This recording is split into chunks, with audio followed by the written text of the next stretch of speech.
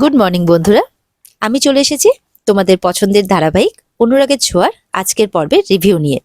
আমি জানি সবাই অপেক্ষা করে বসে রয়েছো, তাই দেরি না করে বাংলা সিরিয়াল সমাচারে তোমাদের স্বাগত জানিয়ে আজকের পর্বের রিভিউ আমি আলোচনা করছি। শুরুতে আমরা দেখতে পাচ্ছি যে রাকেশকে নিয়ে যাওয়া হয়েছে বিগ মগে। সেখানে তো সাক্ষ্যদীপ যথেষ্ট রেগে গেছে, চিৎকার চেঁচামেচি করছে রাকেশের উপর।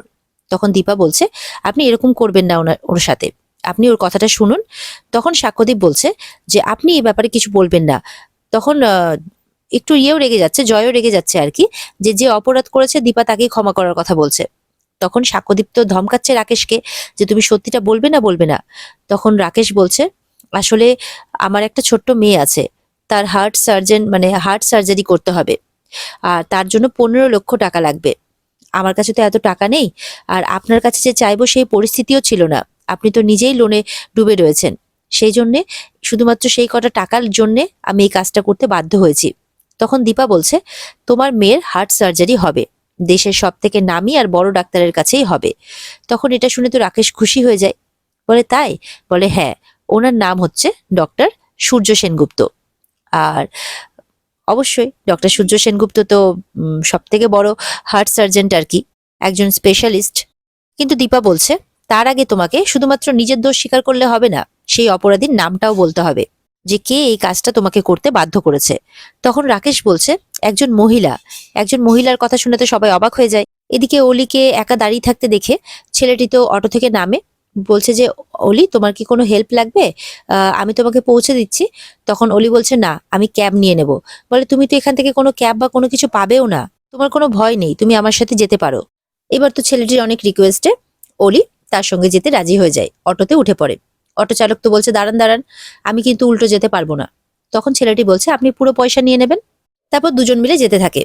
এদিকে তো অলির মন খুব খারাপ, বারবার করে আরিয়ানের কথা ভাবছে, যে আরিয়ান জয়ীর খুব চিন্তা করছিল, ওকে দেখে রাখতে বলছিল, আর মুখে বলছে সবাই খুব খারাপ, কেউ ভালো না। তখন ছেলেটি বলছে, তুমি আরিয়ানের সাথে গিয়েছিলে না? আই হেট আরিয়ান, অলি বলে দেয়, আমি কাউকে পছন্দ করি না। তখন ছেলেটি বলছে অলির মুড ভালো করার জন্য, যে আমাদের ওখানে না খুব ভালো পাওভাজি পাওয়া যায়, তুমি খাবে? তখন অলি অনেক ভেবে বলছে, আচ্ছা ঠিক আছে, এমনি তো আমার বাড়ি যাওয়ার ইচ্ছে নেই। এদিকে তো একজন মহিলার কথা শুনে দীপারও অবাক হয়ে যায়। দীপা বলছে, মহিলা, তার মানে টিস্কা? তখন সাক্ষ্যদীপ বলছে, টিস্কা মানে যাকে আপনি মিশকা বলেন? বলে হ্যাঁ। তখন রাকেশ বলছে, কে টিস্কা কে মিশকা আমি ওসব কিছু জানি না, আমাকে যে কাজটা করতে বলেছিল সে হচ্ছে চারু। চারুর নামটা শুনে তো দীপা আর সাক্ষ্যদীপ পুরো আকাশ থেকে পড়ার মতো অবস্থা, অবাক হয়ে যায়। তার সাথে জয়ও, আর এদিকে জয়ী তো আছেই। তখন বলছে, মিশকা? সাক্ষ্যদীপ বলছে মানে চারু, সাক্ষ্যদীপ বলছে আর কি। দীপাও বলছে চারু, শেষ পর্যন্ত চারুর কথাগুলো ভাবতে থাকে, যে চারু ডিভোর্স পেপারে সই করতে বলেছিল, চারু অলির সামনে বারবার করে বলছিল আমি তোমার জন্য গুলি খেতে পারি, আমি তোমার জন্য মরতেও পারি, এই সমস্ত কথা আর কি। এবার শুরু হয়ে যায় একে অপরের কাছে ক্ষমা চাওয়ার পালা। দীপা বলছে, আমাকে ক্ষমা করে দিও জয়, আমি বিনা কারণে না বুঝে শুনে তোমার গায়ে হাত তুলেছি, তোমাকে চড় মেরেছি, আমাকে ক্ষমা করে দিও। সাক্ষ্যদীপের সামনে দাঁড়িয়ে ক্ষমা চাইতে থাকে। আর ওদিকে কিন্তু তরিদ্দা চলে এসেছে, তরিদ্দা কিন্তু পেছন থেকে দাঁড়িয়ে সবটাই শুনছে।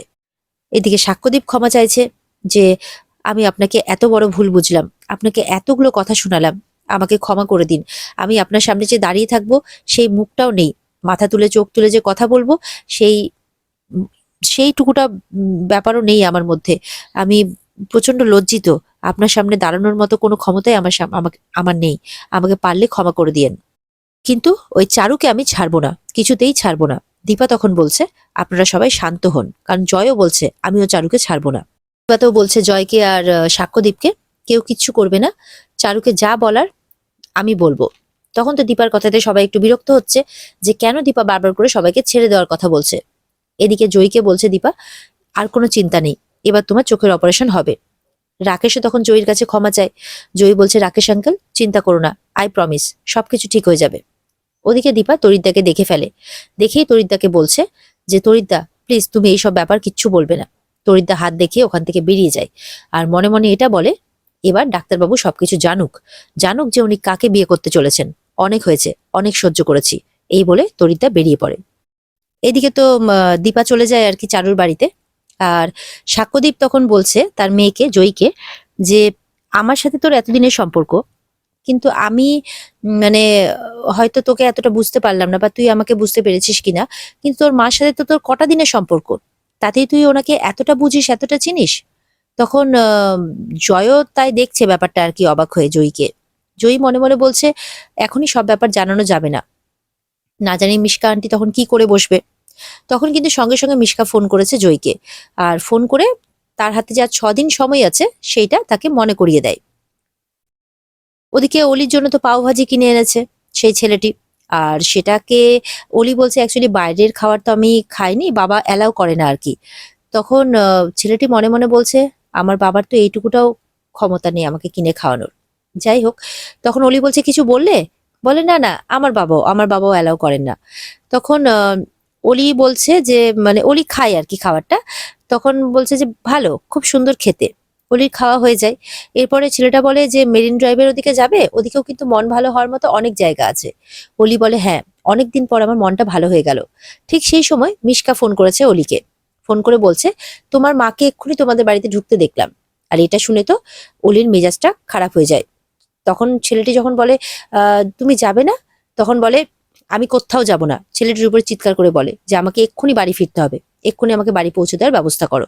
ছেলেটি মনে মনে বলে হঠাৎ করে কি হলো, রেগে গেল, কার উপরে রেগে গেল এমন করে। আর এদিকে কিন্তু সূর্যকে এসে সবটা জানিয়ে দেয় তরিদ্দা। সূর্য তো অবাক হয়ে যায়, সূর্য তো রেগে গেছে পুরো, যে শেষ পর্যন্ত চারু চারু এমন কাজটা করতে পারলো। তখন তরিদ্দা বলছে আর কে, আপনার কি মনে হয় আর কে আছে আপনার চারপাশে যে আপনাদের এত বড় ক্ষতি করতে চাইছে। সূর্য তো এদিকে বারবার বলছে আমি আর কাউকে বিশ্বাস করতে পারছি না, শেষমেশ চারু এই কাজটা করলো, আমি কাউকে ছেড়ে দেব না। তখন তরিদ্দা বলছে যে দীপা না হয় নিজেকে প্রোটেক্ট করার কোনো ব্যবস্থা করবে না, কারো কাছ থেকে কোনো হেল্পও নেবে না, কিন্তু আপনি তো ওর স্বামী, আপনার তো একটা দায়িত্ব আছে ওর উপরে। সূর্য বলে হ্যাঁ ঠিকই, আমি কাউকে ছেড়ে কথা বলবো না, সে যেই হোক না কেন আমি কাউকে ছেড়ে দেব না। যে আমার দীপার এত বড় ক্ষতি করেছে তাকে শাস্তি পেতেই হবে, সূর্য বলছে। তরিদ্দা বলছে এরকমটা তো হওয়ার কথা ছিল না, আমি এত বছর ধরে আপনাদেরকে দেখছি, আপনাদের মাঝখানে তো এইভাবে একটা থার্ড পার্সনের আসার কথা ছিল না, আপনাদের মাঝখানে অন্য কেউ কেন আসবে, আমি তো এটাই বুঝে উঠতে পারছি না। তরিদ্দা বলছে চারু একটা ভুল করেছে, একটা ভ্রান্ত ধারণাকে নিজের মনের মধ্যে পুষে রেখেছিল, কিন্তু আপনার উচিত তোকে শাস্তি দেওয়া এবং একই সাথে দীপাকে ফিরিয়ে আনা, দ্যাটস অল। সূর্য বলছে আপনার কি মনে হয় এত বছর ধরে চেষ্টা করিনি আমি ওকে ফিরিয়ে আনার, কিন্তু যতবার চেষ্টা করেছি ততবারই ব্যর্থ হয়েছি। তরিদ্দা বলছে তা বলে আপনি হাল ছেড়ে দেবেন সোনার জন্য? হ্যাঁ, সোনা একটা বাচ্চা মেয়ে, ও একটা ভুল করেছে, ঠিক আছে আমি এগ্রি করছি, কিন্তু তার জন্য আপনি এতগুলো প্রাণকে এতগুলো জীবনকে এইভাবে কষ্ট দেবেন? এটা কি উচিত? এটা পারেন না আপনি, তরিদ্দা বলছে সূর্যকে। তরিদ্দা রিকোয়েস্ট করছে সূর্যকে আপনি ফিরে চলুন, এইভাবে আর পালিয়ে পালিয়ে বেড়াবেন না, ফিরে চলুন আপনি, আপনার এবার যেটা ঠিক বলে মনে হচ্ছে আপনি এবার সেটা করুন, দীপাকে আপনি ফিরিয়ে আনুন, অনেক হয়েছে। এদিকে তো দীপা গেছে চারুর বাড়িতে, চারুর সাথে কথা বলতে বলতে চারুকে কষে একটা চড় মারে। চারু বলে তুমি আমাকে চড় মারলে এসছি, আমি কিচ্ছু করিনি। বলে একদম মিথ্যে কথা তুমি বলবে না, এত কিছু করার পরে তুমি বলছো কিছু করনি। বলে তোমার জন্য জয়ীর জীবনটা ছারখার হয়ে গেল, শুধুমাত্র ওর চোখের অপারেশনের জন্য আমি ওই কম্পিটিশনটা জিতেছিলাম, ওই টাকাগুলো জিতেছিলাম, কিন্তু তোমার জন্য সবকিছু শেষ হয়ে গেল। তুমি এটা কি করলে? হ্যাঁ, তুমি যে জঘন্য কাজটা করেছো না, এটার জন্য কোনো ক্ষমা হয় না, আমি তোমাকে কোনোদিনও ক্ষমা করব না। ডাক্তারবাবু বা অলিকে বলে নয়, আমি নিজে তোমাকে শাস্তি দেব, বলো কেন করেছো এই কাজটা বলো। তখন এরকম করতে করতে দীপা বলে আমি আর সোনাকে তোমার সাথে রাখবো না, আমি ওকে আমার সাথে নিয়ে যাব। তখন ওদিক থেকে কিন্তু সোনা চলে আসে, তেড়ে আসছে একেবারে। কি বললেন, কি বললেন আপনি? কাকে নিয়ে যাবেন? আমাকে নিয়ে যাবেন আপনার সাথে? কি বললেন আপনি? আপনার সাহস কত বড় হয় এরকম কথা বলার? এরকম বলতে বলতে একদম তেড়ে এসেছে অলি। দীপা বলছে অলি তুমি এখান থেকে যাও। অলি বলছে বাহ, আমি আমার বাবার বাড়িতে দাঁড়িয়ে আমি কোনো কথা বলতে পারবো না, একজন বাইরের মানুষ এসে আমাকে বলবে তুমি এখান থেকে যাও আর আমি শুনে নেব? এদিকে তো চারু কান্নাকাটি করছে, কারণ কি করে সে আটকাবে এখন দীপাকে। আর অলি যদি জানতে পারে সত্যিটা, চারুকে তো ঘেন্না করবে। ব্যাস, চারু আরো কান্নাকাটি বাড়িয়ে দিয়েছে তার। আর সেটা দেখে অলি তার কাছে গেছে, কি হয়েছে চারু, কেঁদো না চারু, কেঁদো না, তোমার কিচ্ছু হবে না, তোমার কাছ থেকে আমাকে কেউ কেড়ে নিতে পারবে না, কেউ আলাদা করতে পারবে না চারু, তুমি চিন্তা করো না। অলি বলছে আপনি আপনার ওই আদরের মেয়ের কথাই ভাবুন, আমাদের কথা না ভাবলেও চলবে। এভাবে চিৎকার করে আরো অনেক খারাপ খারাপ কথা শোনাচ্ছে দীপাকে। দীপা তো অবাক হয়ে যায়, দীপা কিছু বলতেও পারছে না, কারণ দেখছে যে একে এত উত্তেজিত হয়ে আছে, তার মধ্যে চারুর কথাটা ওকে বলবো, না জানে কি রিয়াকশন হবে। যদি অলি অসুস্থ হয়ে পড়ে, এই সমস্ত কথা ভাবতে ভাবতে দীপা চুপ করে আছে আর অলির সমস্ত কথা শুনে যাচ্ছে। অলি বারবার করে আরিয়ানের কথাটাও ভাবছে যে সেও জয়ীর চিন্তা করছিল। তখন বলছে যে আপনারা সবাই খারাপ, কেউ ভালো না, আপনি যেই জায়গাতেই যাচ্ছেন সেই জায়গাটাকে একদম নষ্ট করে দিচ্ছেন, আমার সবকিছু আপনি নষ্ট করে দিচ্ছেন, এইভাবে বলছে দীপাকে অলি।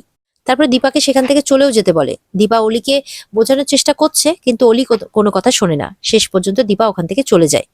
এরপরে যখন দীপা বিগ বংয়ে ফিরে আসে, দেখে চারপাশে সরি লেখার বোর্ড লাগানো, আর এদিকে সাক্ষ্যদীপও হাতে সরি লিখে আছে, মুখেও বলছে।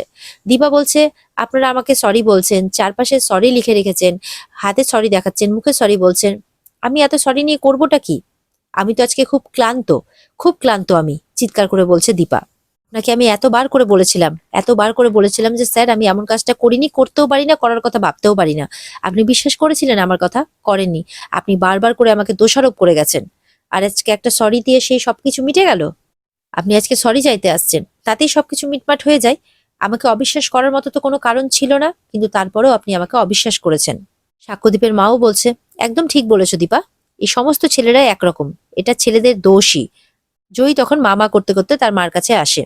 দীপা বলছে এই তো জয়ীমা, আমি আছি তো, কিচ্ছু হবে না তোমার, সব ঠিক হয়ে যাবে।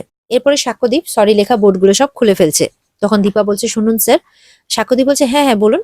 বলে এই সমস্ত কিছু আপনাকে করতে হবে না, এগুলো ঠিক কেউ না কেউ করে দেবে। আমার এখন একটাই উদ্দেশ্য, এই বিগ বংকে বাঁচানো। আর এই বিগ বংকে বাঁচানোর জন্য আপনার যা করার হয় আপনি সেটাই করুন। আমাকে সরি বলতে যদি 2 মিনিট সময় লাগে আপনার, তাহলে সেই সময়টাও আপনি বিগ বংকেই দিন।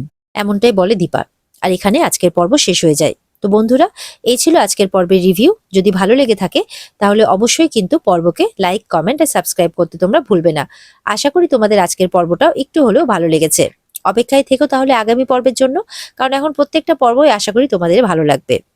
আর যদি আজকের পর্বের বিস্তারিত তোমরা দেখতে চাও তাহলে অবশ্যই স্টার জলসার পর্দায় চোখ রাখবে যথাসময়ে।